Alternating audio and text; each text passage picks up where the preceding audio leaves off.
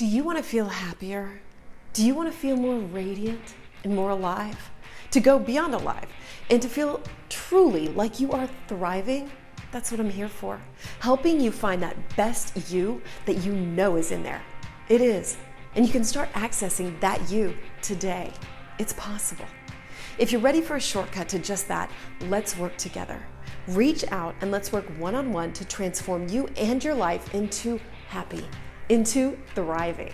Reach out to me and book a quick call. It's in the show notes, and let's get you there. Are you really committed and ready? Let's do it. I'm the happiest I've ever been thanks to all the practices I've made a part of my life. You can be too. It's here for you.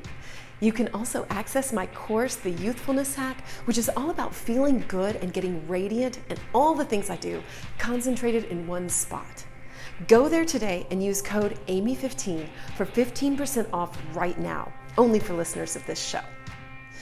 And if you are ready to truly have accountability and live happy, book a call with me today. The world needs your best. Commit and show up. Let's do this.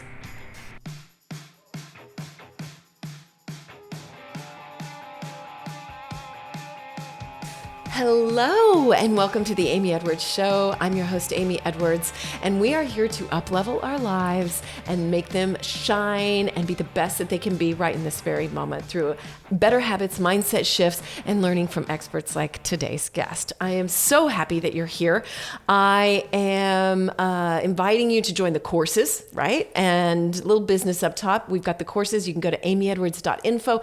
Everything is there. Ageless Mindset free course, the Youthfulness Hack full course, and of course there's a discount for show listeners, Amy15 for 15% off. So join the newsletter and all that and stay up to date with the show, and let's get down to it today. I am so excited to welcome Heather Wagner Reed. Hello, Heather. Hello. I'm so happy that you're here. So Heather, you are the founder and CEO of Juice Consulting, which is a boutique PR and marketing firm specializing in sectors including music and entertainment, tech and innovation, international government, nonprofit world, visual arts, and more. You were founded in 2007, and tomorrow is your sweet 16, correct? Yes, that's right. Yes. Among other things, you also are a mom of two, single mom, right? Yep, that's right. Yep, single mom. You have like a list of boards that you serve on, and you've been teaching as an adjunct professor at ACC for 5 years. That is so cool. You teach marketing and PR for creatives, which is massive. That's such a help for people. Yeah. And then to top it all off, you have a booth in the Austin Antique Market, which I didn't know, and I totally want to check out because I love your style so much. So I'm so excited. And I'm just excited that you're here because one of the things that you brought up in the intake form was balancing it all. And sometimes I feel like I'm balancing it all. Yeah. And sometimes I feel like I'm completely not. Yeah. And, I mean, real talk, you're a really good example of this, like about real talk of what that's like, because I think people can look at you and think, what else do I need to do? She's got it all figured out. Tell me the secret, you know? Oh gosh. Yeah, exactly. No, I wouldn't say I have the secret, but I have a lot of great experience with it, you know? Yeah. So. And how does that look day to day for you? You know, what are the ups and downs like? Because real talk, since we're going to get into this, I was thrilled to look at this with you because yesterday, I had a down moment and I was like, I am not balancing anything. I mean, I was just, my mind took over in a negative way. I wasn't feeling well because I mean, I'm kind of sick. I'm wearing a throw as a wrap today if you're watching. And I kind of fell apart and I felt like quitting everything. I felt like I didn't feel like I was balancing anything. And I guess I just want people to know that happens. Even when you're sitting here studying stuff and talking about making it your best life. Right. So what's that look like for you? And because all this stuff you do, nobody else is going to do it. You got to do it. That's right. That's right. And there's definitely not enough hours in the day usually, you know, so you're always just time. I always wish I had more time, more energy at the end of the day. Because I just have to lay down at the end of the day, really. Yeah, I'm tired. At a certain point, everything just clicks off and you're just like, I'm done. I'm absolutely done. Yeah. Well, I think, first of all, thank you for letting me be on the show. I'm a big fan. Yes. A PR company. We work together in that capacity. Yeah, you brought me Free Water, which you were part of the company, Yes. and you helped Free Water. And if y'all haven't listened to that episode with Josh Yeah. Clifford's, huge fan. I love that episode. I think he should be on Joe Rogan. You did really great. That was one of his you. first really, really, really in-depth interviews. So we were super excited I loved it. about that. Loved it. But back to balancing. I mean, honestly, I feel like it's a journey, not a destination. You know what I mean? It's like every day. Ain't that the truth? Every day there's a new set of circumstances that come up that are like, oh, I didn't think that was going to happen today, or I didn't expect this last minute deadline to come up, or especially running an agency, we're constantly dealing with last minute things and having to pivot, every day. My team as well. So I guess you reach a point where you're like, that's how it goes, That's how it rather goes. than like, when are we going to get to the point where this doesn't happen anymore? That's exactly right. Yeah, there's no question that it's not going to change. Mm-hmm. So I think it's about really your mentality in the moment where you're coming up with these situations in life where things pop up that you may or may not have planned for, and you just have to handle it in the right frame of mind. Roll with it, right? The right frame of mind. Yeah. And how do you stay in that? Right. That's true too. I've learned a lot about that, and I think as I've gotten older, I wouldn't put it in the terms of like I'm practicing breath work or something, but I really, really, really studied my own way of reacting to things. And in the moment when I start to feel super stressed out, or I want to react in a way that's like unpleasant or dramatic or whatever, I really take a moment and I pause and I'm like, I have a choice here. I can either go this way or this way, And so that happens a lot. But, as far as, especially with my young children. Like, no doubt. Because your kids are, 10 and 12? Yeah, they're soon to be 11 and 13. Okay. But right now, 10 and 12. Or my daughter's turning 11 this week, actually. Wow.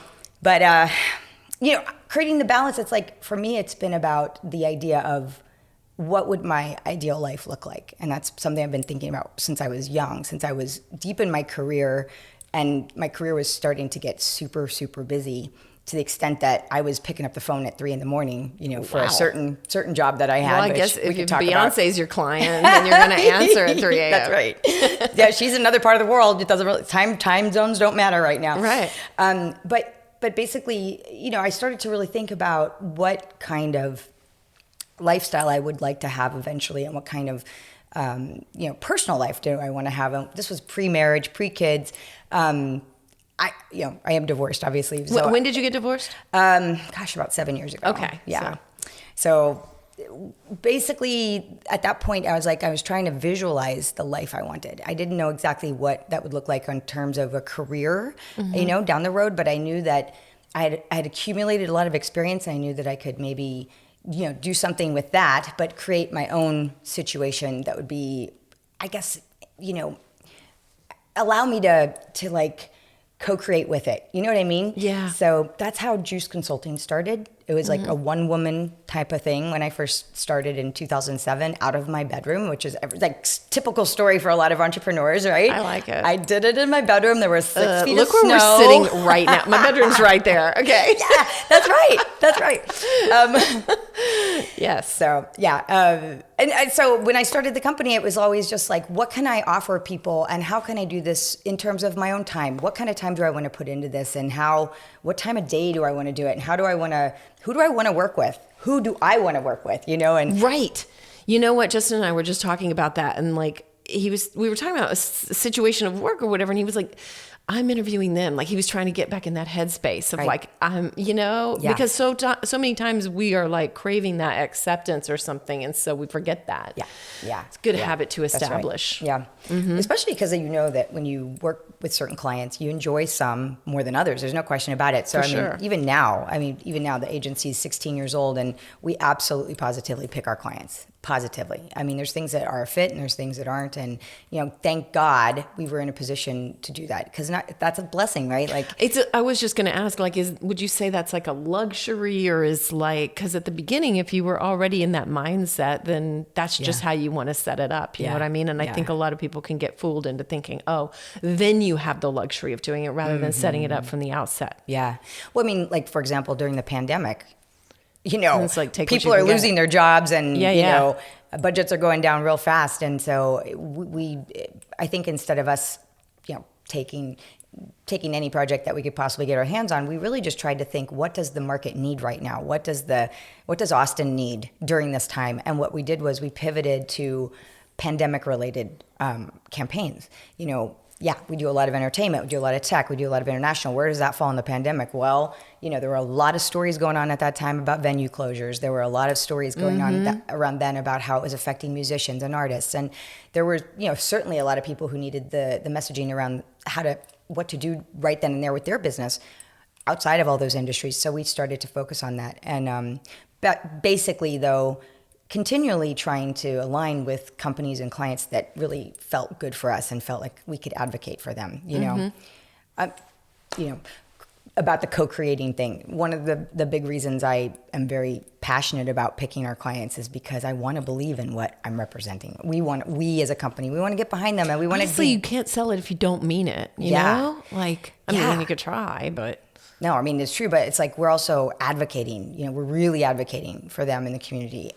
It's not just like, I don't know what your understanding of PR is out there, but I'll summarize You know it. what? Certainly. I could stand more clarity. Sure. I mean, public relations, you know, it's getting a message out to the community. It's getting a message out to, that could be the world, you know, and doing that through what we call earned media. So we're trying to do it through methods that we're not necessarily doing advertising. We're not paying something to happen necessarily. We're trying to get someone to pay attention to it through a more natural approach. It's like, this is an interesting topic, you know, so maybe would you consider writing about it, talking about it on your podcast, because it's a very, very, you know, important message that needs to get out. So we do that through earned media. We do media relations. We do a lot of community outreach. That's a big one for us, where we put people together, you know, this organization's doing this organization's doing that. Well, we're working with both of them, and we see an opportunity for them to really come together and do something even bigger, putting people together, you know, networking, going into those rooms and knowing in the crowd, like, this person needs to meet this person, you know, and but also just, you know, typical things like creating, I like to call it a buzz in the community. You know, we like to just generally promote things through any means that we can, through our social media, through our mailing list, et cetera, et cetera. But like, I'm going to get out there and talk about my clients. I'm going to get out there and speak on their behalf and say, this is important for people to know about, and here's why it's cool. So. And do you tell them to talk about themselves? Of course. Because I mean, how many times do we not? Like, I think I have even been pretty guilty of that, you know, and I have like Justin around, who's everybody's biggest cheerleader. He's my own PR firm practically. That's and so awesome. It's really nice, you know, and he'll talk anybody up that he loves and believes in. And I think that I have a lot to learn still from that, you know, and like tooting your own horn, because I think people are like, no, I sound, you know, whatever, insert unattractive word right there. Oh my God. You know, Yeah. and so, are you your own PR agent? I think you are, because I mean, you always look dope as hell. So, you know, that's just my quirky fashion sense. I love mean, it. Really, I think it's part of your PR. It's gotten even more quirky as I've gotten older, and I'm like fine with it, because that's the best part about getting older. Is like, you're just like, whatever. I don't care what anybody thinks now. I can't wait to see what you're gonna look like when you're like Iris Apfel's age. Exactly, you know, yes. like Exactly. She's such a badass. Who's your style icon? Who do you look to? Oh God. Who do you dig? Well, I would say I don't really have a specific icon, but I'm influenced. Yeah, who are you influenced by? I'm just, in general, I'm influenced. I'm just gonna summarize it like this. I'm influenced by people who aren't afraid to express themselves, and I love bold expression of oneself. I like it when people take risks with fashion. Me too. You know, I do. So different colors, different, you know, accessories. That's the thing. Oh my God. Anyone with a good size, you know, accessory style. That necklace is really cool. I love it. No, your ring. I mean, like, everybody should be watching. When I was at my daughter's school recently, and I was talking to her mom, who I was just randomly talking to, and I looked at her hands, and I'm like, those rings. And I'm like, oh, this is going to go to another level now. Like, we're going to now be really we're friendly. friends. Yeah. No, I get it, right? It says something about that person, about who they are, about being a risk taker, about how they want to live life almost, right? Yeah. Like, Yeah. And I like that. Yeah. Why'd you start an antique mall? Were you just collecting an antique mall booth? Yeah. Were you just collecting things and you were like, I got to put this somewhere and do something with it? Well, it's a couple of things. My mom, who's recently deceased, I grew up with her going to estate sales and garage sales, and she had, I never thought it would affect me this way, but she had booths when I was growing up. So, are you an only child? No. I have a brother, a half brother, and then I have 3 stepbrothers. Okay. And my half brother lives here in Austin, and he's amazing and dear. Like we're like tight as thieves, so that's pretty cool. But yeah, we grew up around it, and then my uncle was really into it, and so I guess you could just say I grew up in rural Pennsylvania, and we would like literally wake up on the weekends and go down to a barn that was packed with antiques, and my mom would just sift through things, and I was just always around that. So fast forward now, I have accumulated quite a lot of things that I personally love. And I got to the point where I'm like, I just have too much stuff. I definitely don't like having a lot of stuff. I like simplicity. So I was like in the Austin Antique Mall during the pandemic, and lo and behold, I was like, I'm just going to ask if they have any booths coming up, because why not, And sure enough, they did, because people were moving out because of COVID. And so it was probably the only time you can get a booth in Austin. It's really hard to find an antique booth where they operate it for you. So within about a month, moving in, bringing all the stuff out of my garage, going through my house, picking things off of the shelves and putting it in my antique booth. And I'm like, this is awesome. And then started selling through all that. Now I just go out whenever I have time and I find more things, and I absolutely love it. It's so fun. Yeah. Well, that's another part of like, I was like, how does she do all this? But I know people look at me too and go, how does she do all this? So like, what do you say when people ask you that? It's funny how you can, because I bet you get asked that, right? Like, well, I do. I'm a multitasker, Me too. I'm a big multitasker. So if I'm on a Zoom call sometimes and I'm not on screen, I will be, there might be a moment where I might be putting some antiques in a box or something. I can do a lot. So I think Me too. Exactly. Yeah. If you're able to do it, you're able to do it. The main thing is just, sometimes it does get to be a lot. I think when like, for example, South by Southwest, we had, I can't even imagine what your life is like. Events during that week, 15 different things we were doing. And a couple of them we were producing. We worked for Spin Magazine and helped produce 4 of their events. I love town. Amazing. I know. I'm sure. I know. No, Spin Magazine, that's incredible. So cool. And I'm glad it's back up and going. Yeah. And they're doing a lot more in Austin, which I can talk about a little bit. But basically that, and then we had a bunch of international activations, and we had some government activations, and just all these things, like multiple things a day. So the whole team, there's 7 of us, like we were all over the town, like, tag teaming, you're here, I'm here, like scheduled down to the, minute. And that was incredibly exhausting. And I think South by kicks our butt every year, but I have to say it's also one of the most exciting times of the year for us. And, busy times are like the fall, the spring with South by, gala seasons, things like that. But, those are moments where I'm not antiquing. Let's just put it that way. There's times when I'm just like flat out, that thing's running itself for about a month. I can come back in 30 days. Like, it's fine. Like, I don't have to be there that often. So, teaching at ACC's added another level to my schedule too. But I would think so. Yeah. But that is something I have to do. It's like, it's in my soul. I love it. So it's a great way to give back, all your knowledge. But then you're a mom on top of all that. So it's just like, I don't know. I get exhausted, and I have a partner that lives here, but like, it's still a lot, and at night. And sometimes, you're just like, nah, I got to get up and do it all again tomorrow. Like, how does your mindset stay the course? Well, it's interesting. This morning I got up at 4:30, and it wasn't because I planned to, but I just couldn't sleep. I just got up. I'm like, I got to get some accounting done. So there's days like that where I just kind of fit things in. Wow. What time did you go to bed? Probably 10:30 maybe. Wow. Yeah. But my, my kids above, and you can ask my team this, they are my priority for sure. The kids are my priority. So ultimately I try to build my world around them because they're still so young, Yeah. So that's how this whole thing with my company came about too is like I really wanted a family when I started juice consulting in 2007.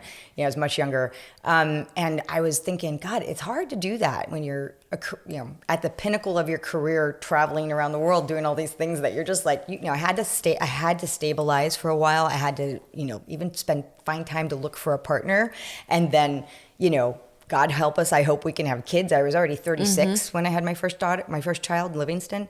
And so a lot of stuff went into that. And that's where my manifestation stuff happened. Like I told you earlier, I just, multiple times in my life, I've had a moment where I'm like, I really want something. I want it deeply. I want it badly. And I have practiced the act of, the whole intentional, manifesting, where you just, really for me, it's always been in the form of making a real specific list of things I want to do in my life and achieve, and I've done that since I was in high school.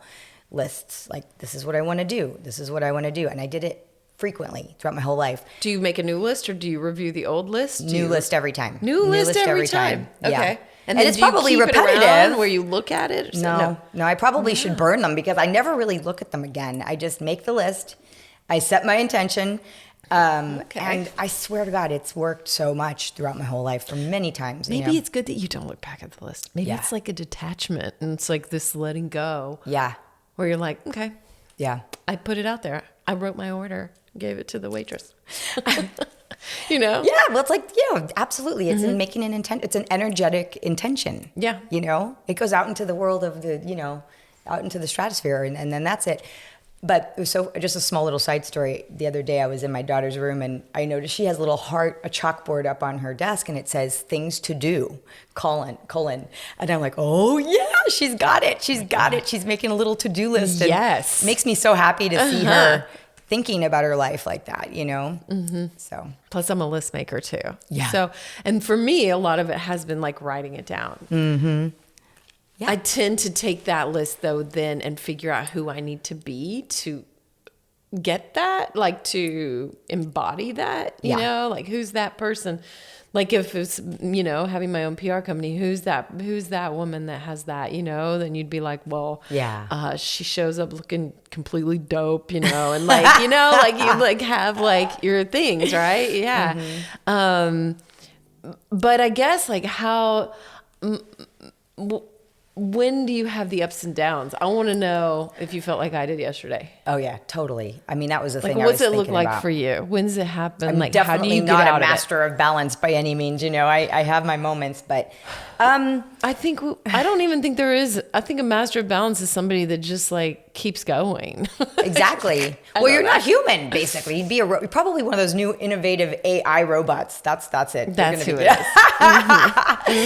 Chat GPT robot. So what does it look like when I'm not in balance, you mean? And how do you come back to center? How do you come back to that centered balance? Yeah, oh God.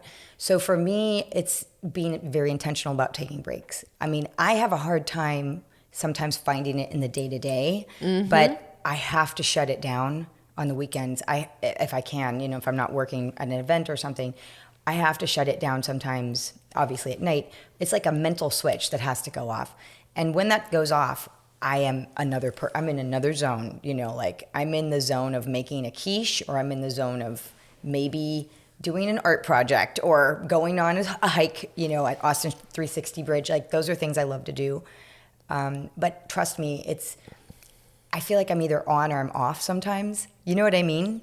And it's an interesting thing. I don't know if that's healthy or not, but like, for example, this summer. It sounds healthy. I mean, it sounds like turning off your phone, it's the same thing of like giving yourself like a real break. I like this advice. Yeah. I mean, and the other thing I do too is because the summers, my kids, I spend more time with them, doing swaps with their dad 50-50 during the summer.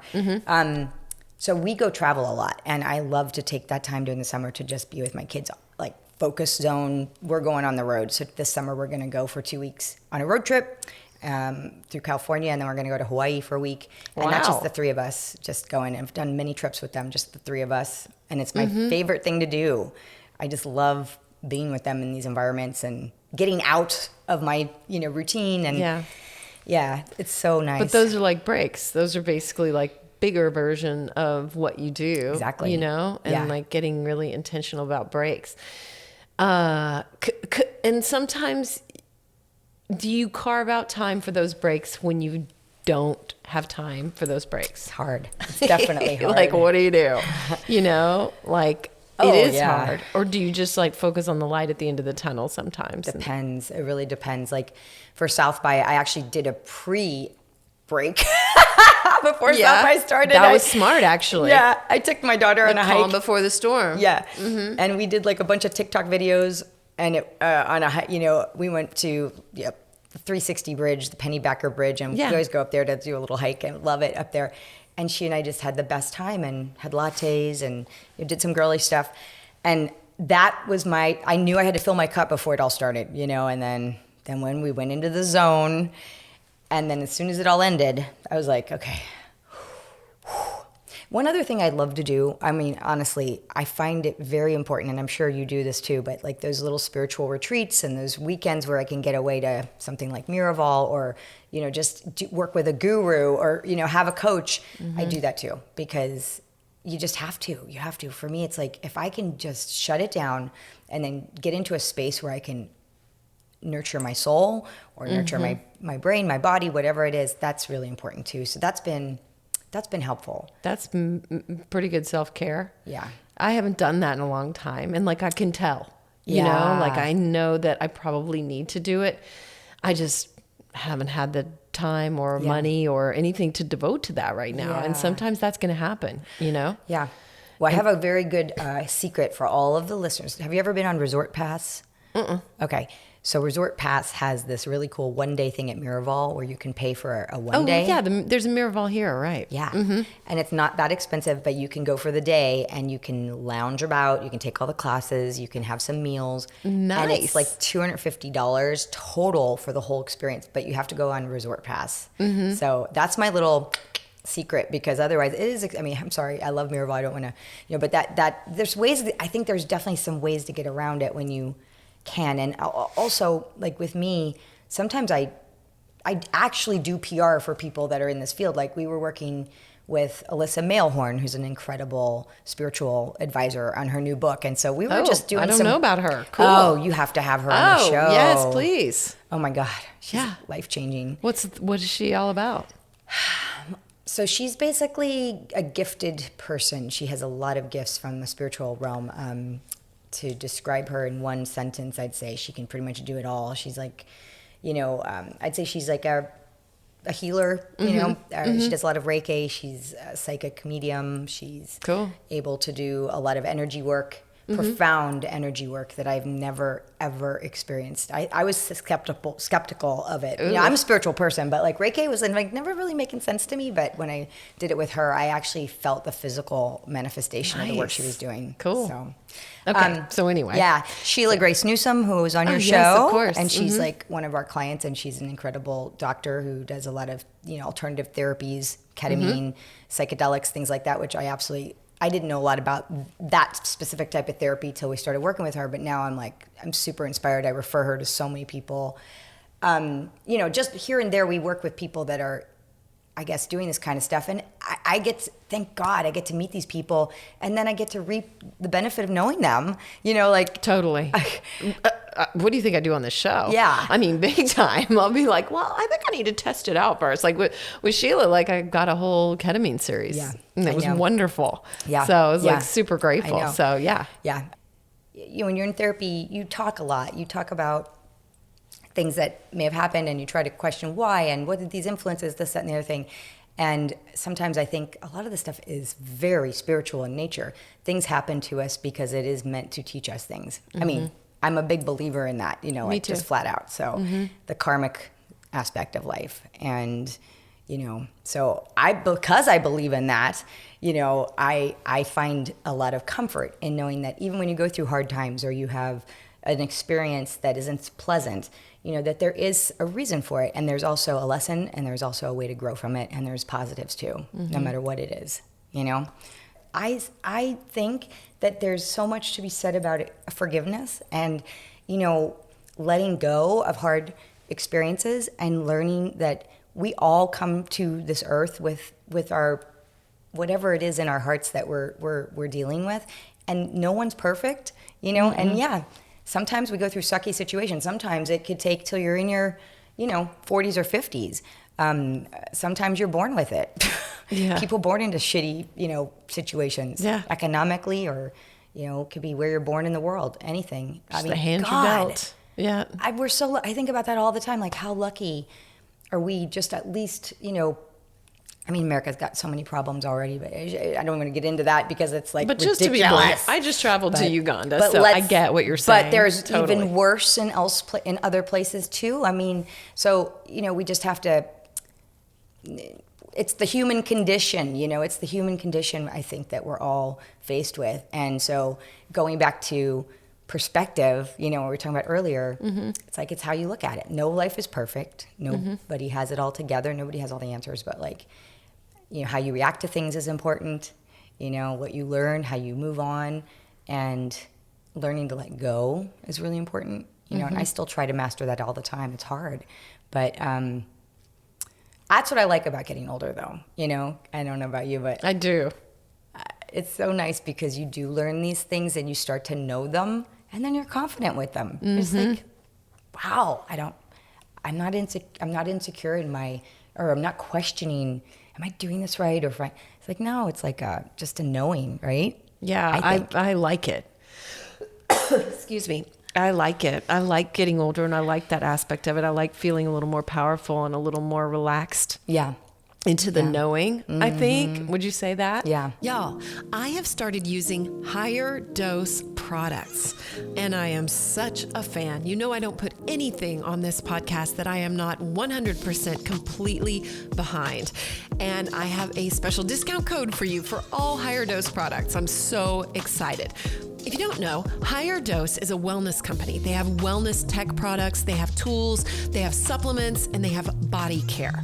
They have so many things that are hot right now too, that are really biohacking and up-leveling our lives at home, which is really cool. They have an infrared sauna blanket. They have an infrared PEMF mat that I'm so excited to be sharing about soon. One of my favorites though is the red light face mask. It stimulates collagen, it activates glowing skin, reduces fine lines, regenerates cells, and it's soft. It's not like one of the hard plastic ones, so you can kind of move it around on your body, which I've been doing, and I am seeing amazing results. I am absolutely addicted to it. I use it every single night, and I'm using it in conjunction with one of their other products, the Glow Serum. And I'm very picky about what I put on my skin, and I am loving the Glow Serum. It's specially formulated to plump and hydrate and stimulate radiant skin, which that's the goal.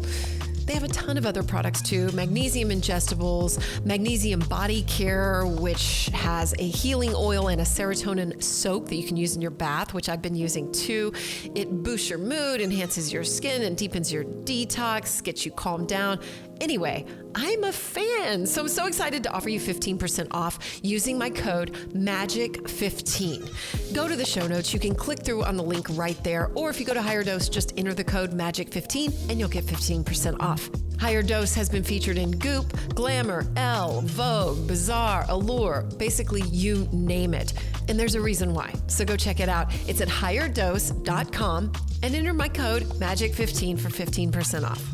This is our bottle that we got made for Juice Consulting, and I thought I'd bring it and show it. Fresh squeezed. Yeah, I got my team's pictures on there. Everybody's like, no, we can't be on a water bottle. I'm like, guys, come on. This is the most coolest thing ever. I love it. Let me see that. So, which one's Tyler? Tyler's on the corner here. That's Tyler. him? Mm-hmm. Okay. That's how I've been communicating. He's great. Yeah. And there you are. And there I am. This is so cool. Celebrating 15 years, but 16 years. Yes. Sweet 16. So we've got them made for our thing. And then unfortunately, my mom got diagnosed abruptly with cancer middle of last year. And we were putting all the plans for our 15-year anniversary kind of on hold while I was dealing with her illness. And she passed away. She did. Within 2 months. It was really, really hard. My mother got diagnosed with cancer, died 21 days later. This was 15 years or 18 years ago. But yeah, I feel you. Yeah. Oh, man, I'm so sorry. Yeah. Wow. Yeah. Yeah. Yeah, you mentioned that she had would go to estate sales and that she had passed away. Yeah. So Yeah. I'm so sorry. I'm sorry too. I mean, Yeah. it's just the worst. I mean, Was she up in Pennsylvania still? no, she's living in North Carolina by herself. She was 74 and had a very independent. 74? Your mom was young. Yeah. She yeah. had you fairly. She did. 30. She was in her 26 maybe when she had me. And then my brother's 9 years younger. But she was a dynamo and very independent. She was somebody who loved her independence. So, my brother and I moved to Texas many, many, many years ago, and we kept trying to move her down for like a decade, and she still kind of went like, I'll come when I'm ready. Well, and then she got sick, and next thing you know, within a week, I'm on a flight with her with an oxygen tank. I mean, she was so sick. Dude. Getting her to Austin, and she was like, at that point, she's like, I'll go. Was she a smoker? She was a smoker. Okay. Yeah. It was a complete,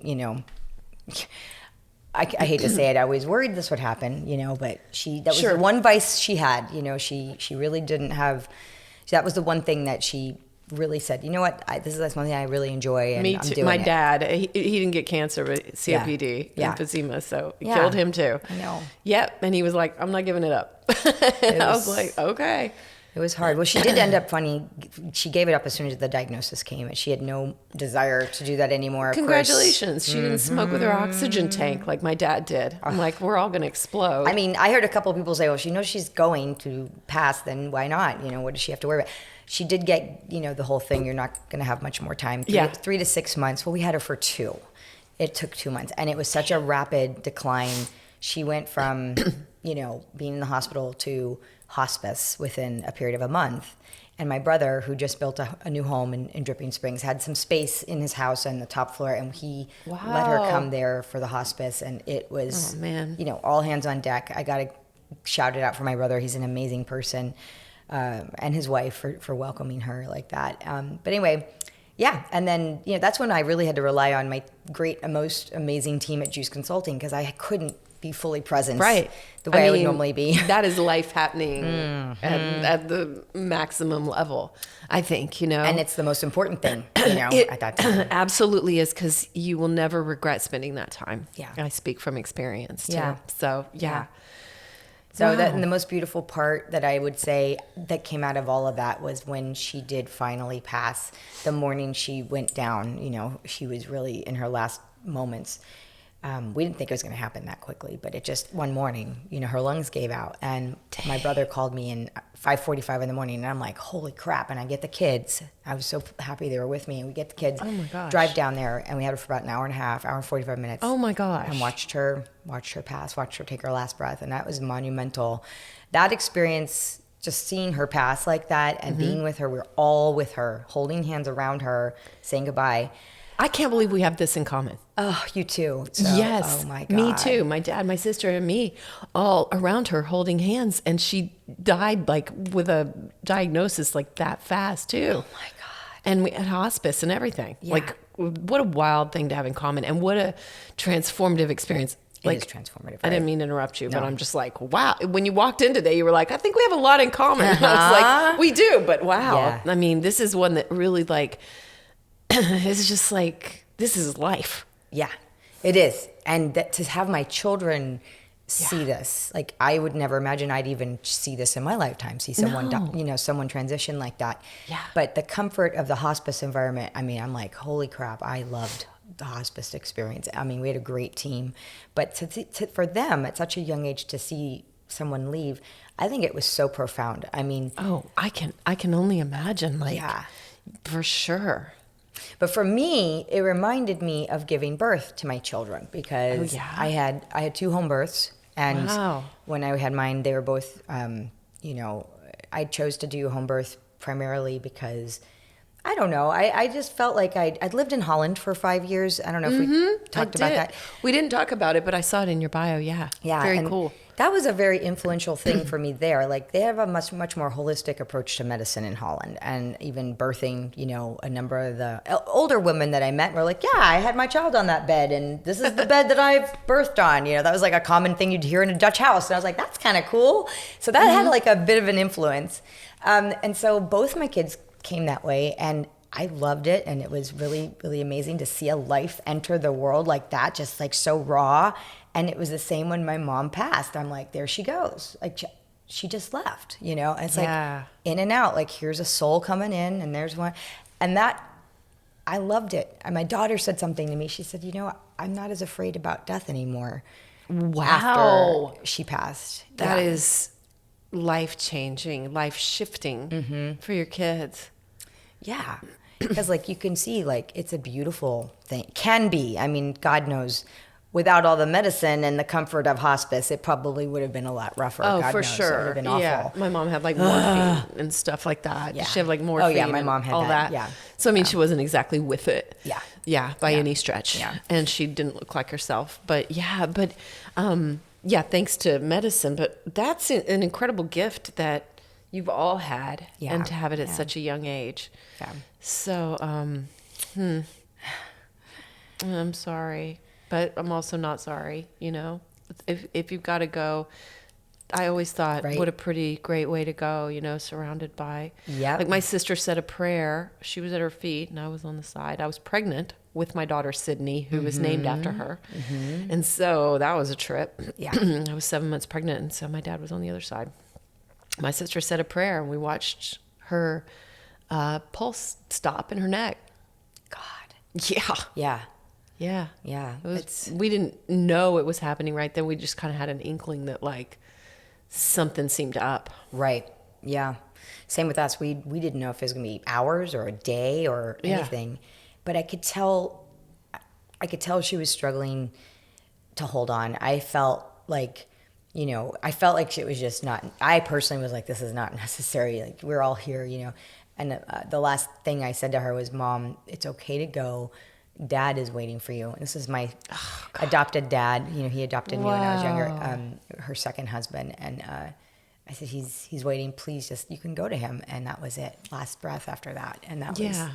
It's like even though someone in that situation doesn't seem like they're there, they're listening, I think, or something. Because that's what my sister said. She said something like, you know, it was okay to go. And we like, it just like those sort of this permission or something that's safe. And because I mean, I don't know, is it scary? Is it like, you know, what's happening in that moment? We'll know someday, I guess. Yep. But, Yeah. I know. How do you feel after that? Because that was recent. What, August? That was October. Damn. I'm still processing it. I have no doubt. I'm sure they say, you know, then a whole year comes around and like those feelings come up. Yeah. I think that because of my busy life and all the things going on, I really kind of made an intentional decision to take a little bit of a slower time this summer. You know, with our schedule with the agency, thankfully, does slow down a lot during the summers. You know, just the event season slows down. People are traveling, all that. So it's kind of like I can give myself permission, you know. Totally. And my team, you know, we all love to travel and things. So, but I said this summer I really need some time because I need to still really get through some feelings about what happened with her. And I'm looking forward to that. I think just taking a pause. It's so weird. I always thought like, you know, you hear people say their mom died and I just didn't really think that much of it. Yep. But then when it happened, I was like, this is a really big deal. And now I'm like, I have a lot more compassion for it than I did before. And I don't know why. Of course it's a big deal. Yeah. But anyway. It is. It's so weird, especially if you're a child and you have to take care of, like my mom's husband passed, you know, like, God, 15 years ago. And so she was alone. And then it came down to my brother and I taking care of her house and all of her bills. I'm still paying her bills. Like not most of them are done, but it takes time. Yeah. I had like a whole nother level of paperwork that I was doing. And so you really have to think like when somebody passes, you know, what it will take to help them wrap up their life. And I don't think we get enough information in general about this from anybody. Absolutely, we don't. No one tells you. No. You know? I mean, I was so grateful I had a sibling. Yeah. Because I was like, an only child having to do this and grieve, what a nightmare. Yeah. Like, and you have kids or whatever. Like, I was 7 months pregnant. Like, what if I had had to do it myself? Or even with my dad, when he passed, I had 2 kids, you know? I mean, like, thank God I had my sister to divide up that stuff with, because it's so much. And no, we're not taught any of it. Yeah. In college, I took a class called Death in America.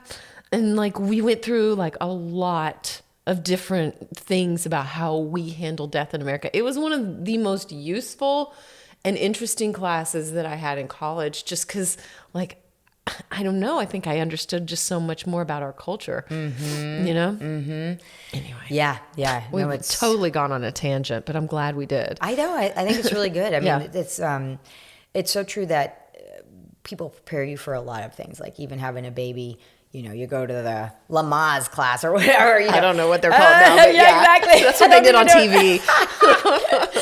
But like the dying thing, no, you can't prepare for it. And so I think you should be able to take time off from work, like for bereavement and for taking care of family affairs. I think that, you know, definitely more resources available to people. Also just the financial part. Like my mom, you know, Medicaid, Medicare, all that stuff is complex. And if you don't have the additional insurances that you need, you can only stay in a nursing home for so many days before they literally tell you to leave, you know, and then you either have to go into hospice or you have to continue to pay an exorbitant amount of money in that home. I mean, it's unbelievable. And we learned that we had to figure it out.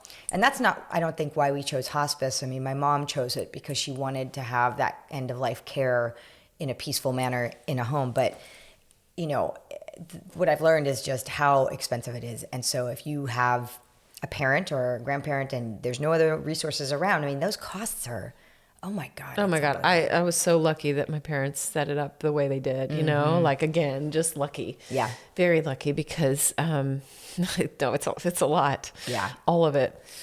It is. Yeah. Wow. Well, so you don't have any parents left.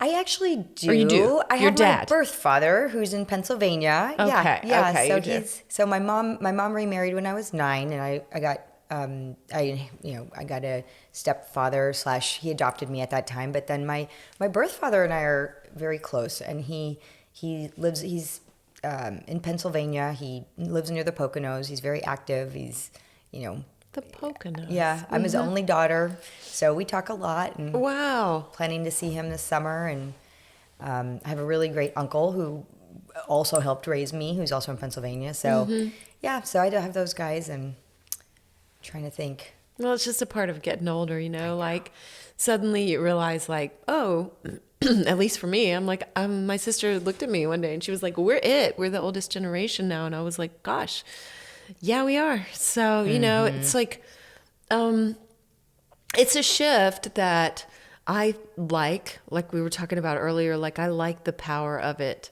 I like some things about it for sure. And I was wondering if you do too. Like I was sitting with some women, I don't know, it's a couple years ago. And I realized I was like the oldest person there. And I was like, oh, I like this a lot. Yeah.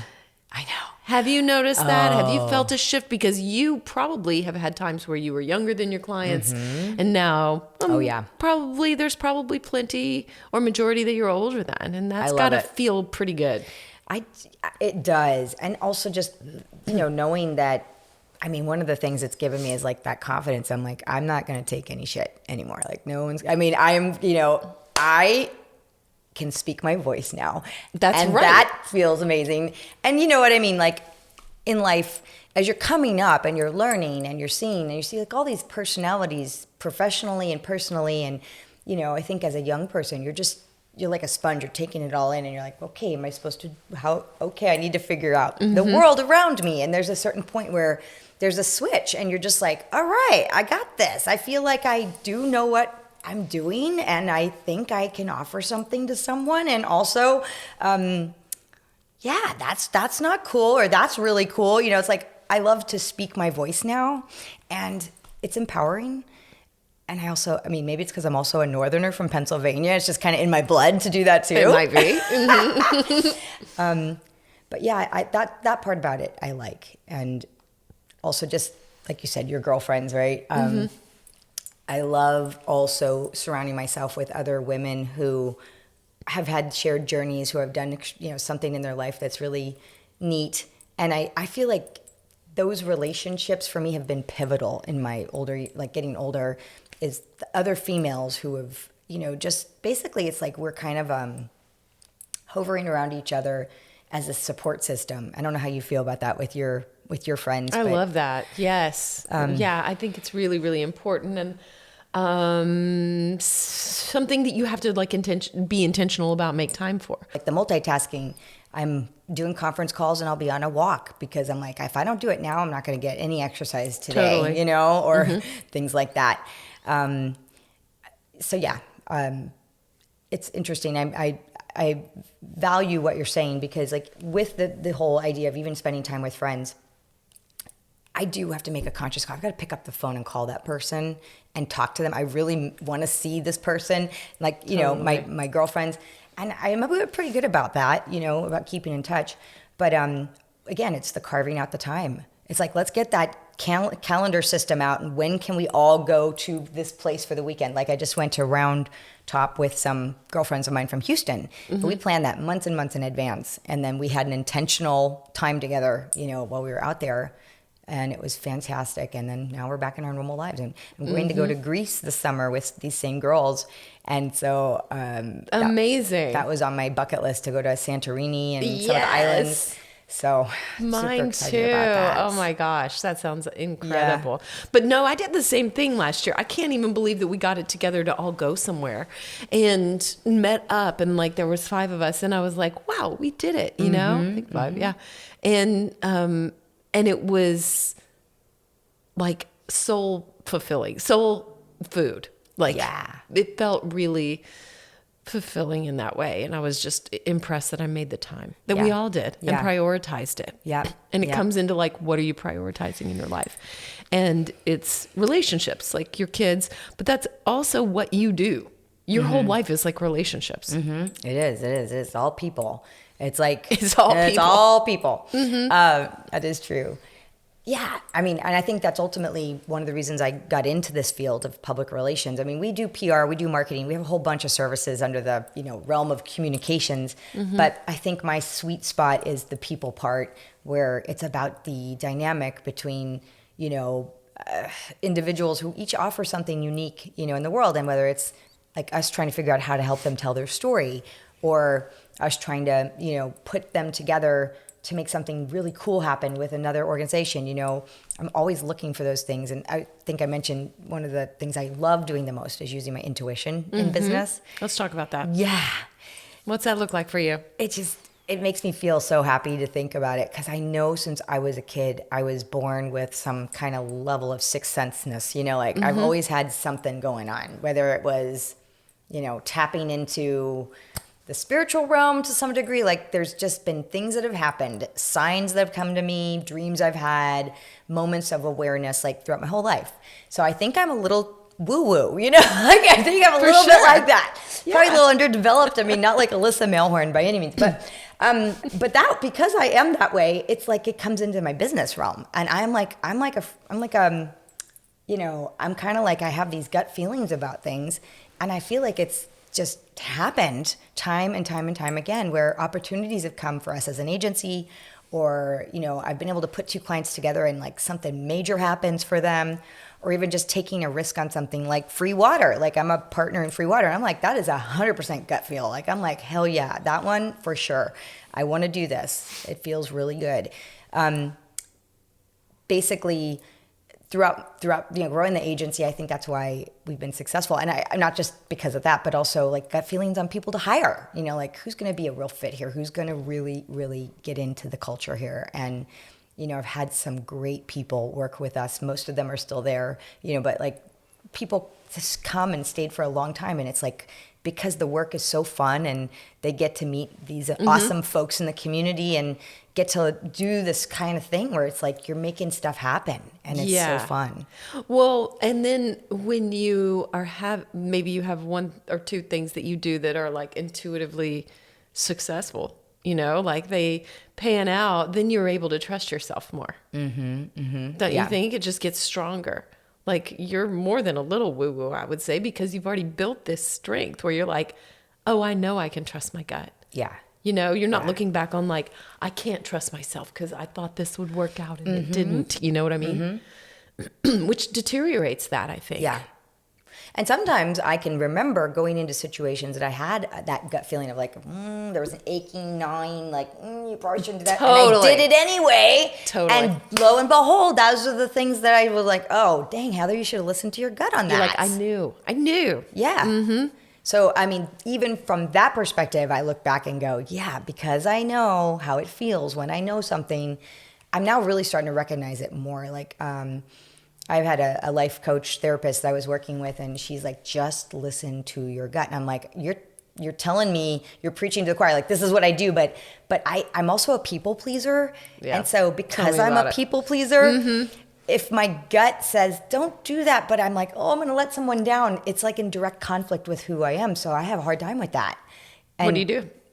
most of the time, up until, I'm going to say I'm a people pleaser. It's what my biggest thing I'm working on right now is trying to establish more boundaries and just really hone in on what I really want, what I really need, instead of trying to be something to everyone. Because that's where the time suck comes. It's like with the work thing, like I'm very passionate about getting client results. I'm very passionate about having happy clients. So it's been sometimes at the cost of my own well-being, but I think it's important to say, like, that's where I'm at right now. If I could change anything, it's learning how to hone that in, because, you can't be everything to everyone. And you know what though? This goes with like what you were talking about with your age and feeling like more like you can sit back a little, like, like you're, I don't know. The more I'm hearing from women like us, like that's what we're doing now. Like, and granted, there's probably women a lot younger that are already like mastering this, but for the most part, it takes some years under your belt to feel like you're more solid in your own voice. Yep, that's right. And it's fun to watch some people on my team that have been there for a little while and just see how they grow and how I'm watching it in them too. And I'm like, this is so fun, to see that now I'm an expert in this. So, Heather, you don't have to get on that call. I got it. And I'm like, thank you. That's so good. Like, you're comfortable. I mean, yeah. It's a good feeling. All for it. Yep. I know. People pleasing, man. I do it too. And like, I'm in recovery. Yeah. It's speaking of lists, I probably need to write that down every day. Like, Heather, boundaries. That's right. Saying no is okay. That's right. Saying no is absolutely okay. So, well, good. Well, we are coming up on time. So I want to say, is there anything that we didn't, I'm sorry, my daughter keeps calling. So she's just going to have to hold her horses. Is there anything that we missed or anything that you really wanted to talk about today, or anything that, maybe came up that you just want to like touch on before we go too? Or anything on your heart?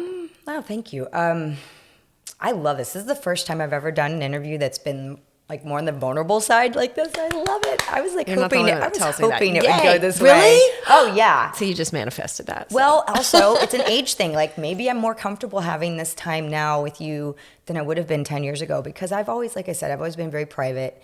I hold things close to my chest. Yeah. And, I guess the main thing that I'm thinking about now is like, I'm 49, I'm gonna be 50 next year. It's like, what's this next phase of life going to look like, and who am I going to be during that time? Because after losing my mom, it's like I look at it in terms of like years now, and I'm like, well, how much time do we have? So I guess the last thing I'd say is just, every day just working to be a better person, and from business aside, it's like I think we can take like the things we're learning, apply them to our businesses, apply them to our life, apply them to our kids. I tell my kids this all the time. I sit down with them all the time, and I'm just like, hey guys, can we talk about, empathy, like how somebody might feel if you act a certain way or things like that. And so I don't know where I'm going with this, but I guess what I'm saying is that, what I'd like to say is if I can relate it back to like my company and Juice Consulting and where we are as an agency, it's like I want to bring all this into the work we do. I try to bring it all into the work we do. I try to work with a heart and conscientious, approach. Yeah. And so we're turning 16 tomorrow. We That's have right, tomorrow. we have our big event tomorrow, and if anyone listening wants to come to our Instagram page, because we're going to be even giving some tickets away in the morning. Oh, exciting. Well, I'll share it. The I'll share event it. we're doing. For sure. We have like a huge event. It's Great. gonna be great. Great. I know. And you know what? I think just like the thread of everything that you were saying there was just like you approach things, at least what I'm hearing, is like with such intentionality, like from a long time ago, and you're just honing more of that even as you're looking ahead. You're like, what do I want my life to look like? Yeah. How can I get more intentional about that? And then staying the course with that, which is awesome. And I mean, the proof is right here. Like you've built a company that's lasted 16 years. Yeah. And is thriving. Yeah. And may it continue to thrive more. Yeah. So, Thank you. yes. And I would encourage anyone to go check it out. So, how can everyone find you? Juiceconsulting.com. Yes. So pretty simple. And then we post a lot on our Instagram page, which is at Juice Consulting. That's where we post a lot of our events and activations and things. And if anyone wants to learn about PR or marketing, the class I teach at ACC is something people can just come take. It's in the music business program, but I have so many different types of people coming through there to take it, and it's wow. Can people like audit the class, or do you have to sign up and like take it? Or? I would have to just check on that, but it's definitely it's like one day. Is it one day? No, it's 2 days a week during the afternoon. Okay. So I can certainly find out more and let y'all know. But it's a lot of fun for me, and we use a lot of the case studies of who we're working with at any given time, and really hands-on type of thing. But like we were talking about bios earlier, and you said, oh, this is well written. Well, I teach, like I break it down. I teach how to do a press release, how to do a bio, how to do a media list, how to, create a marketing plan, how to do social, how to. Oh my gosh. Each class is dedicated to that. So good. So bio writing, it goes back to like what we do in PR. It's like how to tell a story about yourself.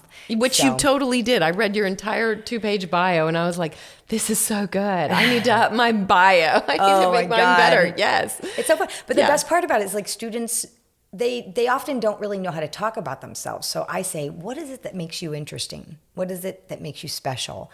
What inspires you? Is there a moment in your life or something, that lit your fire? Or was there something terrible that happened? Like, let's think about how to weave this in, even in a professional bio, because what we want to do is tell people things that you normally wouldn't tell them. They may not know about you. So then they write the bio, they go through the whole thing, and then they start to read it to the class. And we walk out of there like sometimes in tears because people have stuff they're sharing like that they didn't ever share before. Yeah. Or you didn't know that somebody was an opera singer, or, someone lost a child, or, Or someone has a booth at the antique mall. That's right. Hardly anyone knows this about me. But Everybody knows now. I slipped a fast one in there before I sent the bio over. I love it. I love it. And I love you. And thank you so much for being here today. Thank you. And sharing from your heart, because that is who you are. And I know it inspires so many people. And I think like the older we get, the more we're able to like embrace like, oh yeah, that's where not only growth for me lies, but for others too, when we can get to that really vulnerable space. Yeah. So beautiful. Thank you. Thank you so much, Heather. Thank you, Amy. I love this. I did too. Everybody go follow Heather. It'll all be in the show notes. And if you're listening like in real time and you want to check out the event tomorrow to celebrate their Sweet 16, then click on that and I'll have it in my Instagram as well at Real Amy Edwards, or you can find it at Juice Consulting. So thank you so much for being here today. And again, I always say this, like if something came up, share this episode with a friend, and then it starts these conversations that can enact real change and transformation in our lives. Maybe there's just something in there that you're like, I can do this, or, this speaks to me. And then you have these powerful, impactful conversations that help you change your lives, because it's all about these relationships as we just discussed today. So thank you so much for being here. I love our relationships so much. And check everything out at amyedwards.info. That's where you can find, my courses and everything else, and sign up for the newsletter there, or my website, amyedwards.com. I love you so much. And thank you so much. Thank you to our guest, Heather. Thank you. Follow her. And till next time. This has been the Amy Edwards Show from Overcome Studios. Remember to rate, review, and subscribe. And thank you so much for being here. Sign up for our newsletter at amyedwards.com.